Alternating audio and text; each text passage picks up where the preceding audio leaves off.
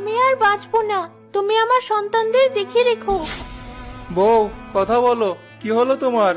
কথা কেন বলছো না? না বউ, তুমি আমাদের রেখে চলে গেলে, এবার আমাদের 5 মেয়েকে কে দেখবে?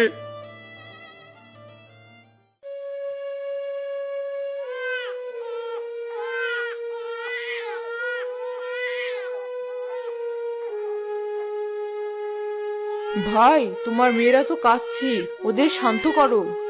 কি করে শান্ত করব? ওরা যে কিছুতেই শান্ত হচ্ছে না। চাচ্চু, আপনি বোনদের কিছু খাইয়ে দিন। আমি একা যে ওদের নিয়ে পেরে উঠছি না। ভাই, আপনি দুধ আনুন, আমি আর জ্যোতি ওদের খাইয়ে দিচ্ছি। ঠিক আছে ভাবি। মিরাজ ঘরে চলে যায়। সে বাচ্চাদের জন্য ঘর থেকে দুধ নিয়ে আসে। যুথি ও রেবেকা মিরাজের ছোট 5 মেয়েকে দুধ খাওয়ায়। ভাই, ভাবি তো আপনার 5 মেয়েকে জন্ম দিতে গিয়ে মারা গেল, আপনি আবার বিয়ে করে নিন। এটা কি বলছেন ভাবি আপনি?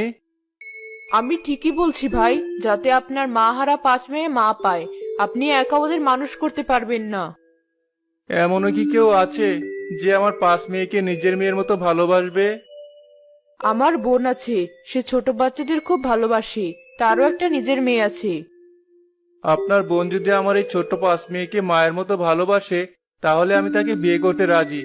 চিন্তা করবেন না ভাবি, তার মেয়েকেও আমি নিজের মেয়ের মতো ভালোবাসবো। কিন্তু মা। কিন্তু কি? কোনো কিন্তু নয়। তোর চাচাকে কালকেই তোর খালার সাথে বিয়ে দেব। তোর চাচা কি করে এত বাচ্চা একা মানুষ করবে?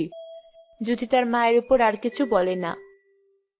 পরের দিন রেবেকা তার বোন মায়ার সাথে মিরাজকে বিয়ে দিয়ে বাড়িতে আনে।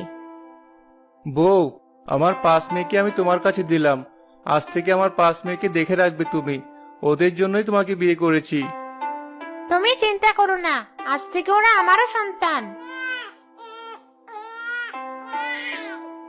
বাচ্চারা তো কাঁদছে, ওদের খাওয়াতে হবে। তুমি ওদের কাছে বসো, আমি দুধ আনছি।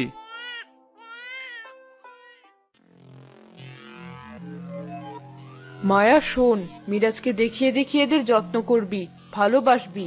তোকে যে করেই হোক মিরাজের মন জয় করতে হবে। বোন, তুমি আমাকে এতগুলো বাচ্চার মাঝে কেন আনলি? এখন আমাকে পরের বাচ্চা মানুষ করতে হবে। তোকে সবসময় ওদের যত্ন করতে হবে নাকি? যখন মিরাজ বাড়ি থাকবে তখন ওদের যত্ন করবি, যাতে ওর সমস্ত সম্পত্তি আমরা দখল করতে পারি। ঠিক আছে বোন।